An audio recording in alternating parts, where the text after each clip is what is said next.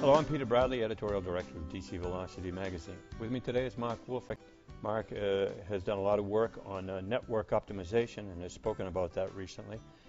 Marc, why should someone take a look at their network? Why should someone do an optimization study of their network if they've got it operating and in place? Peter, I would say probably there's two or three main reasons that drive companies in that direction. First and foremost, the need to reduce logistics operating expenses, whether that be production or distribution related. Companies constantly striving to stay efficient would be the number one reason that people do that type of work. But there's also a lot of other changes that take place in day-to-day life, mergers, acquisitions, new markets, changes in how we source products with the different countries that we're sourcing from and so forth. So anytime there's a sudden watershed moment in the evolution of a company that causes a change, a major change, there's a need to figure out whether or not we're still doing things the optimal way. We're going to undertake an optimization study. What are the main components? What are the 9 things you've got to look at when you do one of these studies? Well, there's from an operating expense standpoint, there's usually a combination of production, distribution, transportation, warehousing, operating expenses that all have to be figured out whenever you're evaluating alternative strategies. Customer service levels have a great impact on the cost of doing business. So do you want to maintain your existing service level, or do you want to change that?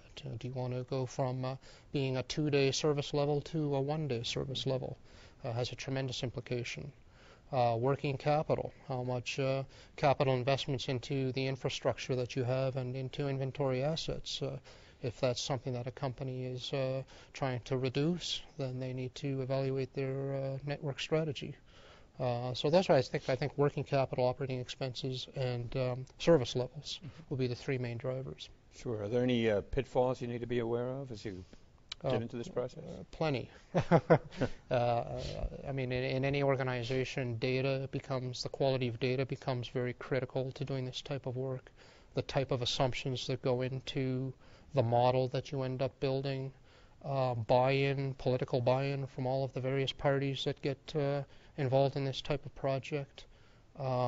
Many different pitfalls can happen. To do a project right, though, it has to follow a fairly standard process, which we've mapped out over the years. That over time, we've figured out how to do these things to have a minimum number of pitfalls. Sure. Now, we've heard a lot of talk recently in the wake of the recession about the new normal. Can we expect networks to look differently in the years ahead than what we've seen?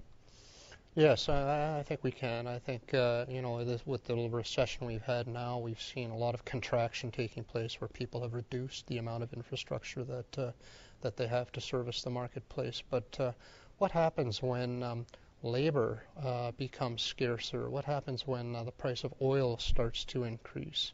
All of these issues are at the forefront of how we shape our supply chains. So I think as time goes by, labor and oil and inventory visibility, a lot of people are struggling who import globally. They have a difficult time managing inventory. These are all things that are going to shape how people change their current supply chains.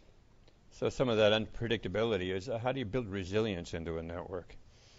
Well, in order to do that, you need flexibility and you need to understand risk. So what happens when currency exchange rates become volatile? There's a 20% fluctuation in your currency exchange rate vis-a-vis the countries that you're trading with. What happens when oil and inflation and different economic attributes, different drivers into the overall picture change? You have to be modeling some of those things right up front as part of your strategy and part of your optimization effort. Because inevitably, as you get up to the board to present the results of what you think is the optimal scenario, someone's going to ask these questions. So you need to have those answers available to the management team. Well, you've given us a lot to think about in a very short time, but I appreciate you spending some time with us today. Well, it's my pleasure. Thank you, Peter. Thank you.